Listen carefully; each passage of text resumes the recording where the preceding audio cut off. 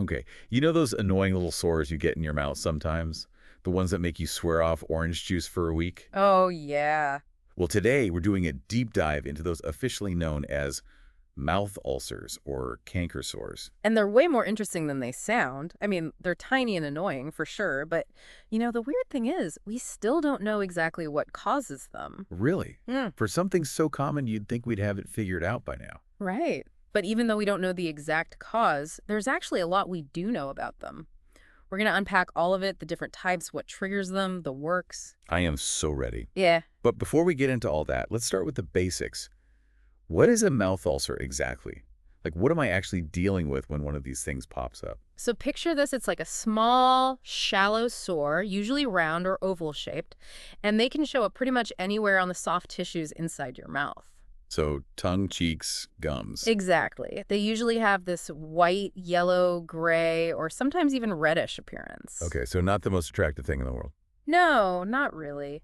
But the good news is, most of the time, they're small and shallow, nothing too alarming. Well, that's good to hear because you mentioned there are different types. Is that like how annoying they are on a scale of 1 to 10 or Not exactly. We actually categorize them by size and how long they stick around minor, major, and herpetiform. The minor ones, which are thankfully the most common, are small, usually less than 5 millimeters, and they clear up within a week or two. Okay, so that's like your standard issue mouth ulcer. Yeah. Exactly. Then you've got the major ulcers. Those are larger, deeper, and they can actually leave scars. Scars. Okay, now that sounds a little scarier. Yeah, those are definitely the ones you don't want to mess with. And then there's the herpetiform ulcers, but those are less common. It's basically when you get clusters of these tiny little ulcers. Okay, so if I'm trying to figure out what kind of ulcer I have, what should I be looking for besides, like, how big it is? Well, besides the size and how long they last, the symptoms, I mean, that pain is a pretty good indicator, right? Especially if you hit it with something spicy or acidic. Don't get me started. Trying to brush my teeth with a mouth ulcer. Talk about suffering for beauty. Right. And sometimes it's not even just the food itself, it's this general discomfort, a swelling in your mouth. And let me tell you, things like stress, not getting enough sleep, even just being a little rundown, all that can make those ulcers way worse. Ugh, tell me about it. It's like our bodies just let the gang up on us sometimes. But seriously, what causes these things in the first place? I mean, besides the obvious, like biting my cheek after one too many coffees. That is the million-dollar question. Honestly, we don't have one definitive answer for what causes all mouth ulcers. Still a bit of a mystery, even to us medical folks. You're kidding. Nope. But don't worry, we're not totally in the dark. There are definitely some usual suspects. Trauma, like you mentioned, biting your cheek, accidentally scraping your gums with your toothbrush. Then you've got food sensitivities. Often those culprits are things like coffee, chocolate, nuts. Wait, so basically all the good stuff. Well, I wouldn't say all the good stuff, but yeah, those are definitely common triggers for a lot of people. And it's not just what we eat, it's also what we use to clean our mouths. Certain ingredients in toothpaste and mouthwash can actually trigger ulcers too, like sodium lauryl sulfate.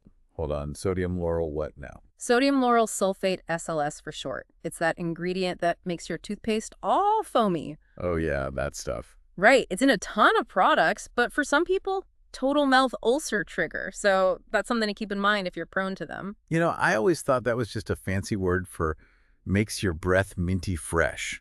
Sadly, not quite. For some people, it's more like makes your mouth sorry fresh. Okay, well, ingredient labels are officially on my radar now. Thanks for that tip.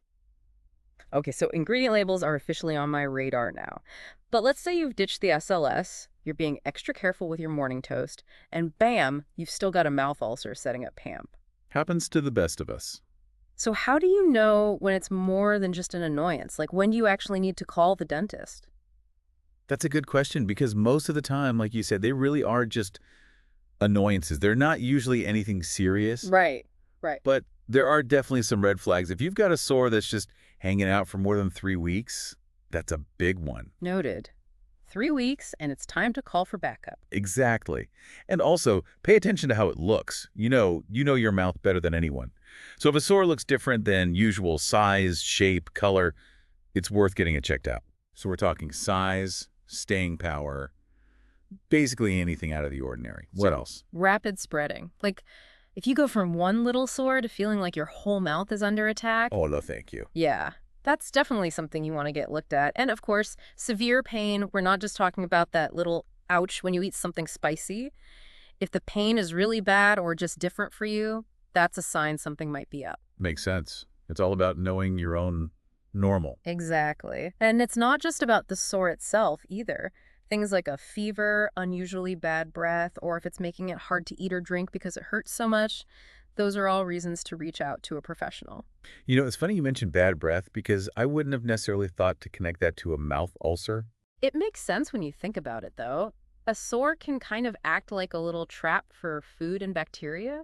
Oh, ew. And if it's hanging around long enough, that can lead to an infection, which can definitely cause some not so fresh breath. Okay, yeah, that makes sense. So let's say you do end up booking that dentist appointment. What can you expect? Are they going to, like, break out the scary tools right away? Probably not. The good news is diagnosing a mouth ulcer is usually pretty straightforward. They'll take a look, ask about your symptoms, your medical history, and in most cases, that's all it takes. But I'm guessing there's always a chance they might whip out the scalpel for a biopsy, just to be extra sure. Well, there's always a chance, but it's not as common as you might think. A biopsy is usually reserved for cases where the ulcer is really unusual, doesn't respond to treatment, or if there's a suspicion of something more serious going on.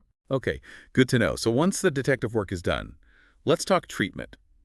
What can we actually do to kick these things to the curb? Well, the good news is we've got a whole arsenal of treatments, both at home and with a little help from the pros. The best approach really depends on you and what kind of ulcer you're dealing with. But sometimes the simplest solutions are the most effective. I'm all about simple solutions. Yeah. Lay it on me. I am so ready for simple solutions. Hit me with your best shot.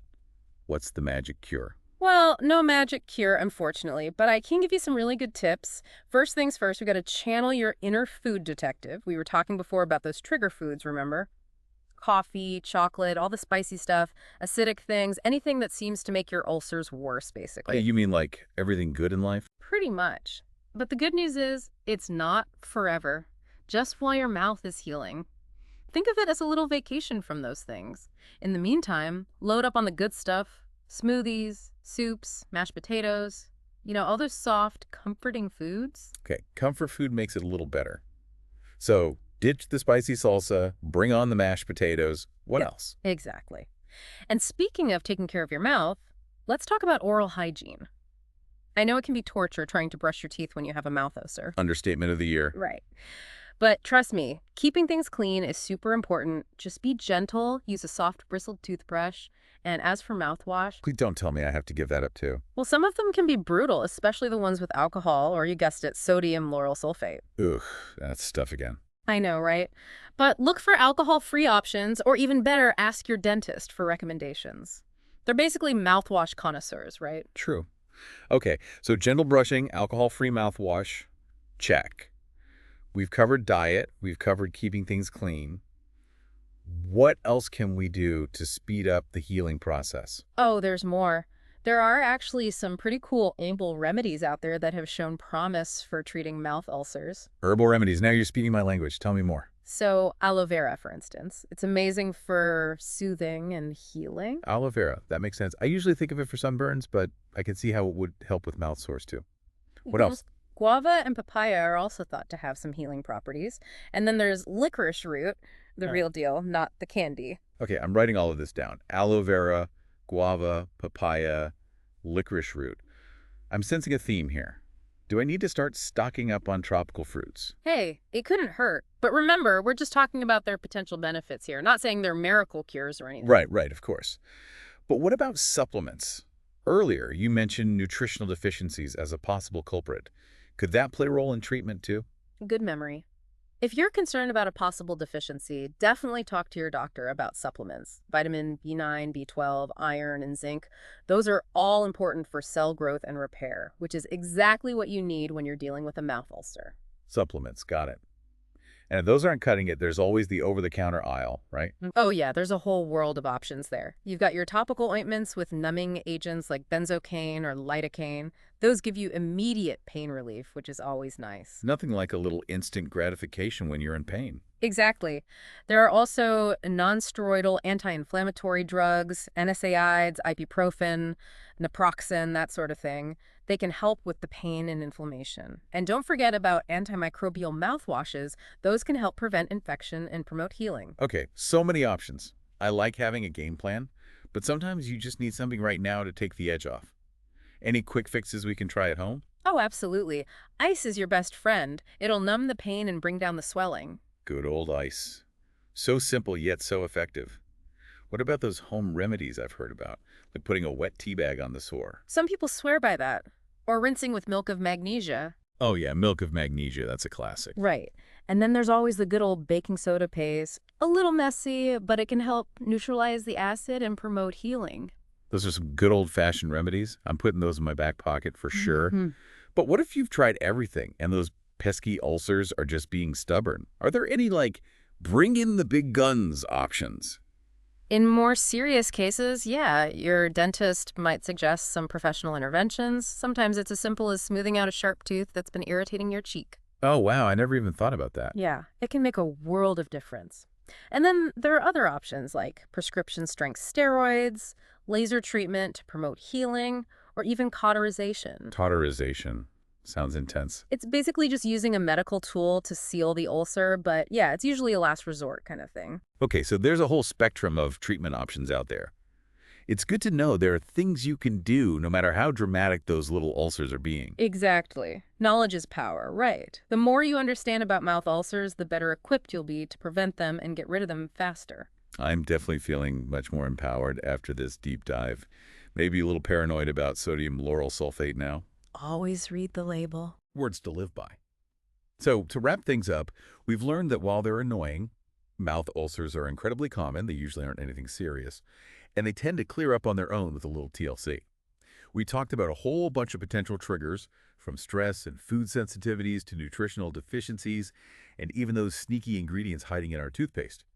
And most importantly, we explored a whole arsenal of treatments, from simple home remedies to those higher-tech solutions. But remember, if you're concerned about something or if a mouth ulcer is sticking around longer than usual, don't hesitate to reach out to your doctor or dentist. Couldn't have said it better myself. And hey, maybe while you're brushing your teeth tonight with that SLS-free toothpaste, of course you can think about this. We've talked about how much of a role stress plays in all of this. So what's one thing, big or small, that you can do to de-stress and maybe even prevent those stress-induced breakouts? Ooh, that's a good one. It's definitely something to chew on. I see what you did there. Until next time, everyone, stay curious, stay informed, and most importantly, stay ulcer-free.